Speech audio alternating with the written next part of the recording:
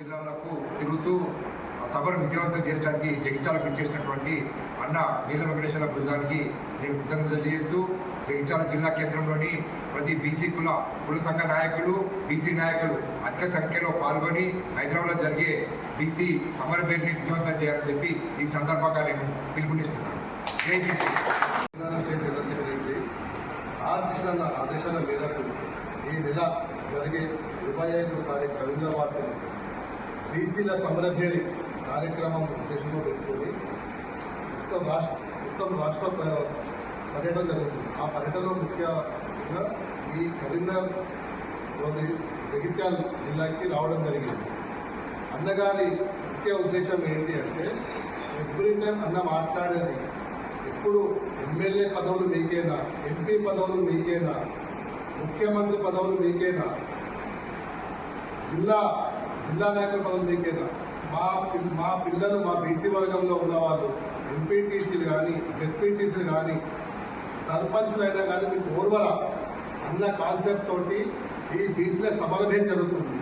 Next వచ్చే local body ఎలక్షన్స్లో ప్రతి జిల్లా నుంచి, ప్రతి మండల కేంద్రం నుంచి, ప్రతి గ్రామ కమిటీ నుంచి మన బీసీలే నిలబడాలి, మన బీసీ వాదాలు నిలబెట్టాలన్న కాన్సెప్ట్ తోటి ఈ బీసీల సమరభేరి అందుకే ప్రతి ఒక్క జిల్లాకి పర్యటించి ప్రతి ఒక్క జిల్లా అధ్యక్షులని మనం మొబిలైజ్ చేసి వాళ్ళ జిల్లాలలో ఎన్ని మండల కేంద్రాలు ఉన్నాయో మండల కేంద్రాల నుంచి అందరి నాయకులని చైతన్యపరిచి ప్రతి ఒక్కరిని ఈసారి పార్టిసిపేట్ చేసే విధంగా జిల్లా అధ్యక్షులు తయారు చేయాలన్న కాన్సెప్ట్ తోటి ప్రతి ఒక్క జిల్లా పర్యటన జరుగుతుంది. ఈ ముఖ్య ఉద్దేశము ఈ పర్యటన ముఖ్య ఉద్దేశము అదే. జై బీసీ. ఆర్ కృష్ణ గారి ఆదేశాల మేరకు ఈరోజు మన జగిత్యాల జిల్లాకి మన లక్ష్మీనారాయణ గారి అధ్యక్షతన ఈ నెల 25వ తారీఖు హైదరాబాద్లో రవీంద్ర భారతిలో మరి బీసీ సమరభేరి మరి యొక్క ప్రోగ్రాం పెద్ద ఎత్తున జిల్లాల వ్యాప్తంగా విజయవంతం చేయాలని ప్రతి ఒక్క బీసీ బిడ్డను తల్లి బీసీ ఎస్సీ ఎస్టీ మైనార్టీ ప్రతి బిడ్డను కూడా కదిలి రావాలని పిలుపునిస్తూ ప్రధానమైనటువంటి డిమాండ్ ఈరోజు భారతదేశంలో 75 సంవత్సరాలు స్వతంత్రం వచ్చి ఇప్పటికి కూడా బీసీలు బిచ్చగాళ్ళలాగా మరి చూస్తున్నటువంటి పార్టీలకు బీసీలో ప్రధానంగా పార్లమెంట్లో బీసీ బిల్లు పెట్టాలని, చట్టసభలో బీసీలకు 50% రిజర్వేషన్లు కల్పించాలని, కేంద్రంలో ఇప్పటి వరకు కూడా బీసీలకు ఒక మంత్రిత్వ శాఖ లేకపోవడం అనేది చాలా దౌర్భాగ్యమైనటువంటి పరిస్థితి. ఇలా ప్రతి ఒక్క శాఖకు మంత్రులు ఉంటారు, కానీ 56% ఉన్నటువంటి బీసీలకు మంత్రిత్వ శాఖ ఉండదా అని చెప్పి ఈ కేంద్ర ప్రభుత్వాన్ని నేను ప్రశ్నిస్తున్నా. ఇవాళ క్రిమిలేర్ విధానం పెట్టారు. క్రిమిలేర్ అనేది ఎవరికి?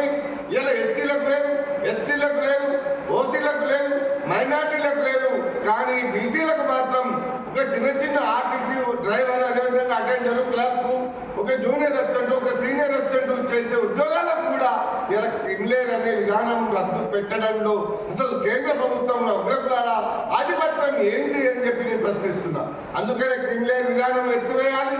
అదేవిధంగా భారతదేశంలో జనగణనలో కులగణన చేపట్టాలని చెప్పి గత స్వర్గీయ మన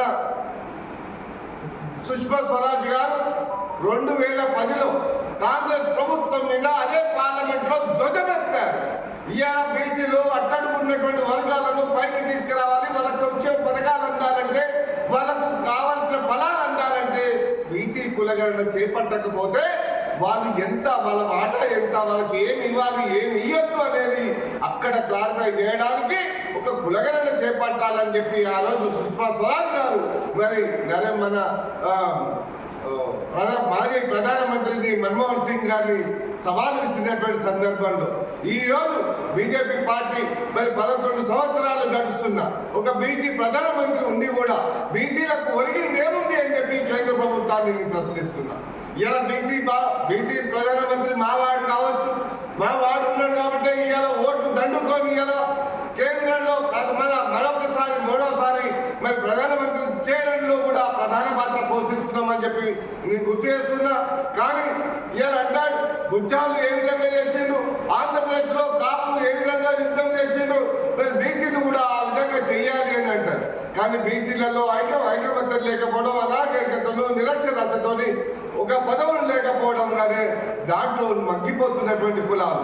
ఇవాళ కేంద్రంలో 2600 పైచిక్కుగా ఉన్నటువంటి కులాలు, ఇలా విచక్షణ చేసేటువంటి కులాలు, ఇలా నామమాత్రంగా 25-30 కులాలు మాత్రమే ఇవాళ పార్లమెంట్ లో కానీ రాజ్యసభలో కానీ అసెంబ్లీ మెట్లకి ఇగో ఇది మా అసెంబ్లీ, ఇది మా రాజ్యసభ అని చెప్పేటువంటి 35-40 కులాలు ఉన్నాయి తప్ప మిగతా కులాలన్నీ కూడా ఇలా ఏం చదువుకున్నారు, ఏ కులం ఎక్కడ ఉంది ఏంది అనేది కూడా ఎవరికీ అవగాహన లేనటువంటి జాతరలు ఇలా ఆర్ కృష్ణన్న ఒక బీసీ కమిషన్ ఏర్పాటు చేసి బీసీ కమిషన్ ఒక జాతీయ హోదా కల్పించడం సంతోషం.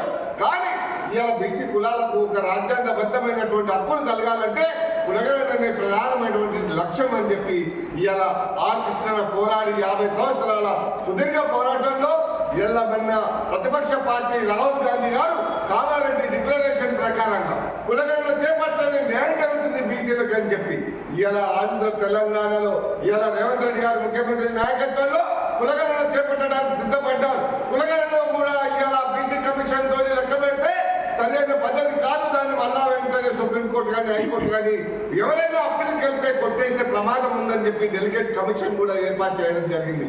జస్టిస్ మన వెంకటేశ్వర్లు గారిని అదేవిధంగా మెంబర్ సైదులు గారు గారిని నియమించి మరి డెలిగేట్ కమిషన్ ద్వారా ఇలా కులగణన చేపడుతున్నారు. కానీ దీనికి జాతీయ హోదా కావాలంటే కేంద్రంలో కులగణన చేపట్టదే మరి బీసీలకు 70 కోట్ల ప్రజలకు న్యాయం జరుగుతుందని చెప్పి ఆర్ కృష్ణ ఒక వాదనతో ఇలా పార్లమెంటు పైన యుద్ధం చేయడానికి కూడా సిద్ధపడ్డాం. అందుకనే రేపు 25వ తారీఖు రవీంద్రబాద్లో జరగబోయే కార్యక్రమంలో ప్రధానమైనటువంటి డిమాండ్లతో రేపు జరగబోయే పార్లమెంట్ సమావేశంలో బీసీ కులగణన చేపట్టాలనే ప్రధానమైనటువంటి డిమాండ్ ఒక క్రిమినల్ విధానాన్ని ఎత్తేసి బీసీ మంత్రిత్వ శాఖ పెట్టడానికి పెద్ద ఎత్తున సన్నాహాలు చేయకపోతే రాష్ట్ర ప్రభుత్వాన్ని కానీ అటు కేంద్ర ప్రభుత్వాన్ని కానీ ఒత్తిడి పెట్టి భర్తం పట్టేంత వరకు బీసీలు అంటే బడుగు బలైన వర్గాలు కాదు బిగ్గెస్ట్ కేసుగా రాజ్యాధికారం కోసం దిశగా ప్రయాణించడానికి సిద్ధంగా ఉన్నారు. రేపు ఎలాంటి అవకతవకలు జరగకుండా ఇలా ప్రధానమంత్రి మావాడని చెప్పి ముళ్ళ కిరీటం మీద కూర్చుంటా అని చెప్పి చెప్తున్నారు. ముళ్ళ కిరీటం మీద కూర్చుంటావా, ముళ్ళని వంచి మరి బీసీ కులగణన చేపడతావా? ఇలా బీసీలకు తగిన న్యాయం జరగడానికి మరి బీసీ ప్రధానమంత్రి ఉన్నప్పుడే జరగకపోతే అగ్రకులాలు పదవిలో కూర్చున్నప్పుడు మనకు జరుగుతుందా అని చెప్పి కేంద్ర ప్రభుత్వాన్ని డిమాండ్ చేస్తూ మరి అతి తొందరలోనే రాష్ట్రంలో ఉన్న ప్రతి ఒక్క బీసీ బిడ్డ కూడా ప్రతి ఏ పార్టీలో ఉండండి, బీజేపీ పార్టీలో ఉండండి, కాంగ్రెస్ పార్టీలో ఉండండి, సిపిఎం అదేవిధంగా ప్రతిపక్ష పార్టీలో ఎన్ని పార్టీలలో ఉన్న ప్రతి బీసీ బిడ్డ కూడా మేల్కోకపోతే కనుక మనము మన తాతలు ముత్తాతలు ఏ విధంగా అయితే ఎట్టి చాక్యం చేసి ఎక్కడైతే మగ్గి కుక్కు పాల కింద తొక్కివేయబడ్డామో మన బిడ్డల భవిష్యత్తు తిరగరాయాలంటే మనమందరూ ఐకమత్యం కావాలి, తిరుగుబాటు